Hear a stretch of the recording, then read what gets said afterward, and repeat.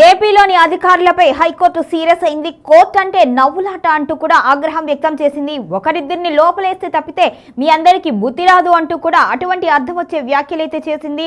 అసలు కోర్టు ధిక్కారణ కింద పరిగణిస్తాను అంటూ కూడా భారీగా హెచ్చరికలైతే జారీ చేసినట్టుగా తెలుస్తుంది. మొత్తానికైతే అధికారంలో ఏ రాజకీయ పార్టీ ఉంటే వారు చెప్పినట్టుగా పనిచేయడం అనేది బ్యూరోక్రసీలోని అధికారిక అలవాట్లుగా మారిపోయాయి అంటూ హైకోర్టు ఆగ్రహం వ్యక్తం చేసింది. సాధారణంగా అధికారంలో ఉన్న పార్టీలు ఆ పార్టీల నాయకులు ప్రతి వ్యవహారంలో తమ ఇష్టానుసారంగా జరగాలి అని కోరుకుంటారు. అందుకోసం అధికారుల మీద ఒత్తిడి తెస్తూ ఉంటారు. అయితే అధికార పార్టీ వారికి అనుకూల నిర్ణయాలు తీసుకోవడంలో ఇలాంటి ఒత్తిళ్లు తలొగ్గడం వలన పెద్దగా చేటు ఉండకపోవచ్చు. కానీ వారి రాజకీయ ప్రత్యర్థులను వేధించడం అనే విషయంలో అధికారులు నాయకుల మాటలు వింటూ ఉంటే మాత్రం అది చాలా ఇబ్బందికర వాతావరణంగా పరిగణించింది. మచిలీపట్నం మున్సిపల్ కమిషనర్ విషయంలో కూడా ఇప్పుడు అదే జరిగింది.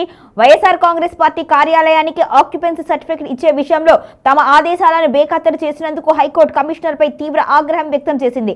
కోర్టు ఆదేశాలంటే అధికారులకు నవ్వులాటగా ఉందా అంటూ కూడా ఒకరిని జైల్లోకి పంపితేనే అందరూ దారిలోకి వస్తారు అంటూ కోర్టు తీవ్రమైన పదజాలంతో వ్యాఖ్యానించింది. ఇక మచిలీపట్నంలో వైఎస్ఆర్ కాంగ్రెస్ పార్టీ కార్యాలయానికి ఆక్యుపెన్సీ సర్టిఫికెట్ ఇవ్వడం లేదు అంటూ మాజీ మంత్రి పేర్ని నాని గతంలో హైకోర్టును ఆశ్రయించారు. విచారణ తరువాత వారికి అనుకూలంగా తీర్పు ఇచ్చింది. అయితే కమిషనర్ మాత్రం కోర్టు ఉత్తర్వులను పట్టించుకోకుండా పదే పదే వివరణ కోరుతూ వైసీపీని వేధించడం మొదలుపెట్టారు. అంతిమంగా వారికి సర్టిఫికెట్ ఇవ్వకుండా నిరాకరించారు. దీనిపై కోర్టు ధిక్కారణ నేరం కింద పేర్ని నాని మళ్లీ హైకోర్టును ఆశ్రయించారు. దీనిపై తీవ్రంగా స్పందించిన న్యాయమూర్తి కమిషనర్కు ఇంగ్లీష్ రాదు అనుకోవాలా లేక కోర్టు ఉత్తర్వులు అర్థం కాలేదా అని ప్రశ్నించింది.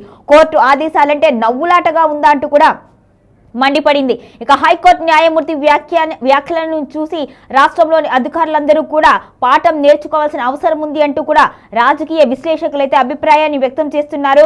ఇక ఏపీలో అధికారులు చేస్తున్న తీరుపై మాత్రం తీవ్రంగా అభ్యంతరం వ్యక్తం చేసింది. ఇటువంటి పరిణామాలను కోర్టు ధిక్కారంగా వ్యవహరిస్తాము అంటూ కూడా ఆగ్రహం వ్యక్తం చేస్తుంది హైకోర్టు.